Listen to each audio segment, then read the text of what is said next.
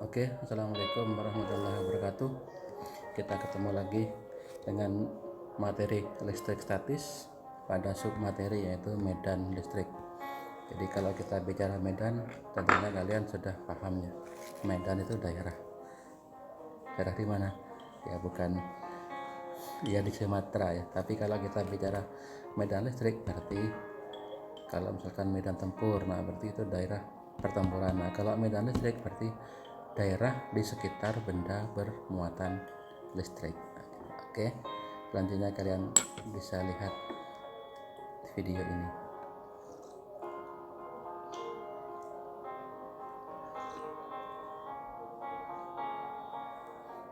Jadi adalah medan listrik itu ruang di sekitar benda bermuatan yang masih mendapatkan gaya. Nah, karena vektor maka ada arahnya. Kalau muatannya positif maka arahnya medan itu selalu menjauhi atau keluar dari kutub positif. Nah, kalau muatannya negatif maka dia menuju. Jadi medan itu selalu keluar dari positif, selalu menuju negatif. Nah, gitu ya.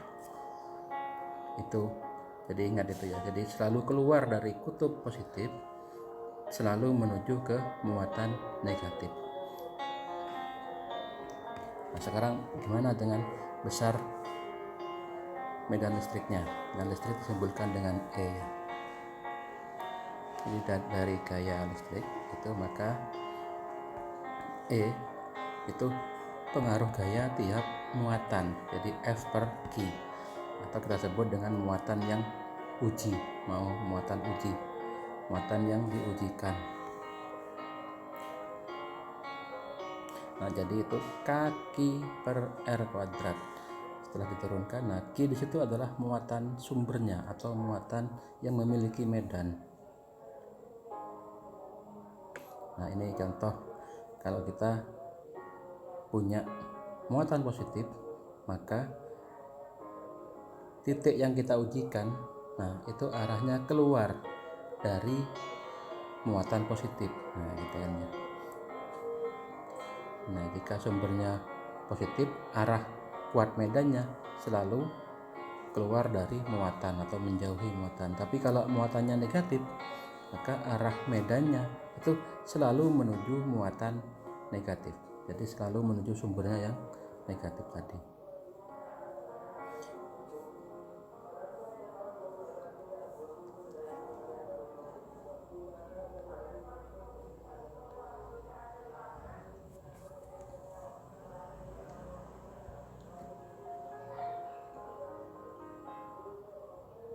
Buat lo yang suka banget nyanyi, gue ada aplikasi.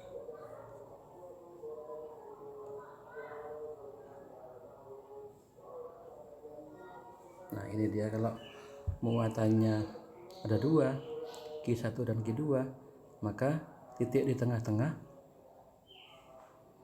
yaitu pada jarak R1 dari Q1 dan R2 dari Q2, arah medannya adalah kalau E2 berarti keluar dari muatan 2, kalau E1 berarti keluar dari muatan E1. Kenapa? Karena positif. Nah, ini yang contoh berikut, Q1 negatif, Q2 juga negatif. Maka di antara kedua muatan itu titik kuning tadi, nah maka medannya adalah selalu menuju muatan negatif. Nah, berarti itu E1, E2.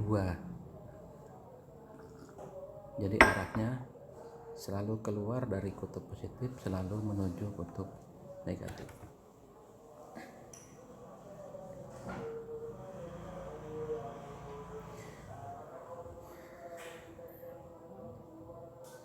Nah, ini kalau positif sama positif, titiknya berada di luar. Jadi keluar dari E1, keluar dari Q2. Jadi arahnya saling menjumlahkan. Kalau yang negatif sama negatif, nah, arahnya selalu menuju muatan negatif.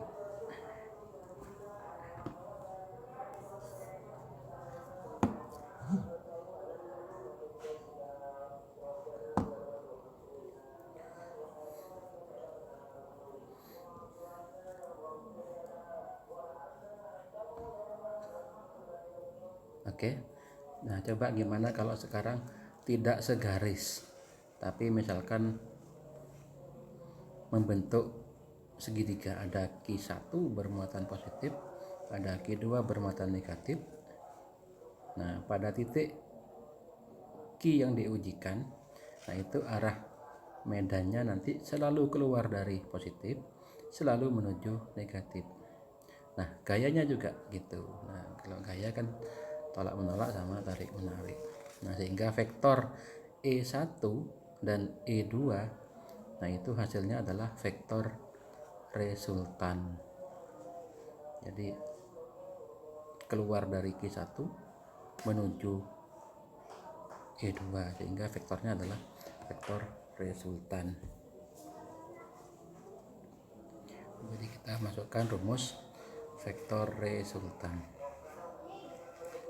Oke.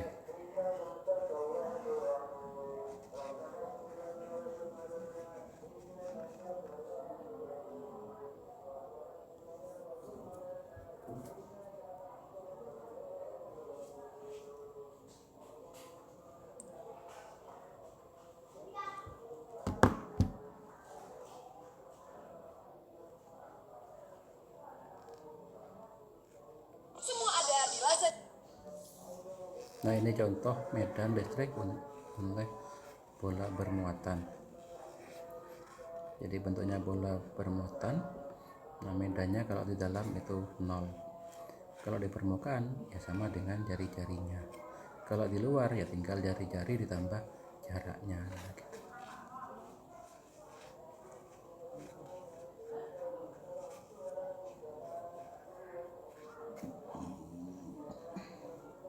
Nah, kalau contoh lagi medan di antara dua keping sejajar.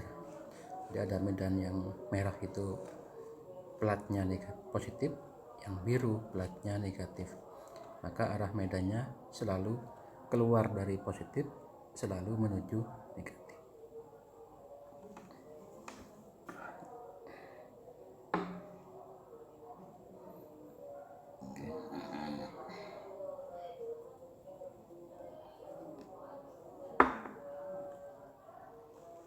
Oke, sekarang kita contoh soal ya. Nah, ada soal nomor 1, tentukan besaran kuat arah medan listrik di titik P yang berjarak 30 dari muatan Q. Ya, tinggal masukkan saja arahnya, yaitu menuju karena muatannya adalah minus. Kemudian yang kedua, contoh soal yang nomor 2, ada dua buah muatan yang terpisah pada jarak 10 cm.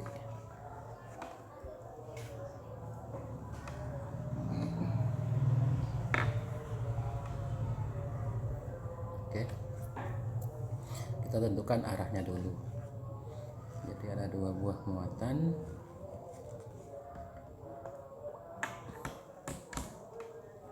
Q1 minus, Q2 nya positif. Nah, maka di titik P, nah itu titik P, maka selalu menuju yang minus, menjauhi yang positif. Nah, jadi nanti E nya sama-sama ke kiri.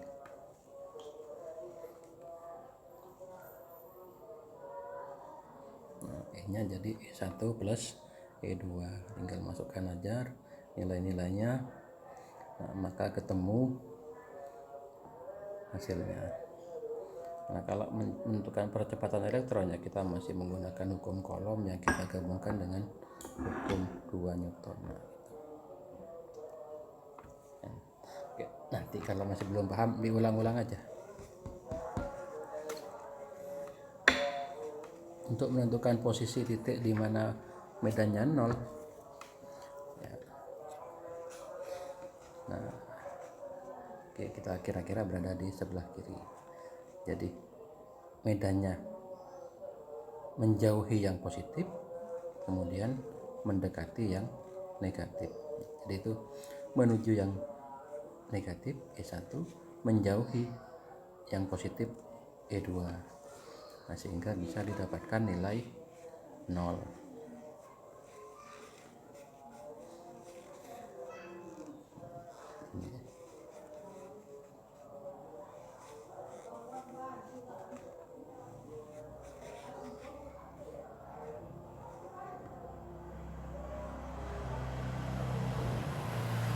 Oke, tinggal masukkan nanti.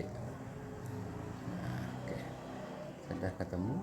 Nah, maka X plus akar 2X sama dengan 10, maka X sama dengan, nah gitu ya.